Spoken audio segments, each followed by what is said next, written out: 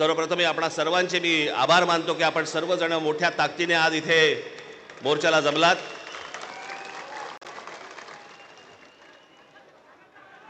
खरं तर छोटे विषय आहेत, काही फार मोठा विषय नाही हा. आम्ही बोलतो आहोत, उद्धव ठाकरे बोलतायत, शरद पवार साहेब बोलतायत की याच्यामध्ये दुबार मतदार आहेत, शेतकरी कामगार पक्ष बोलतोय, कम्युनिस्ट पार्टीचे लोक बोलतायत, काँग्रेसचे लोक बोलतायत, सगळेच जण बोलतायत. एवढंच नव्हे, भारतीय जनता पक्षाचे पण लोक बोलतायत की दुबार मतदार आहेत, शिंदेचे लोक बोलतायत दुबार मतदार आहेत,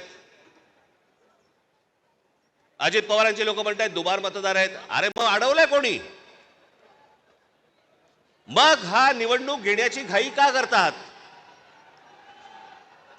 साधी गोष्ट आहे, मतदार याद्या साफ करा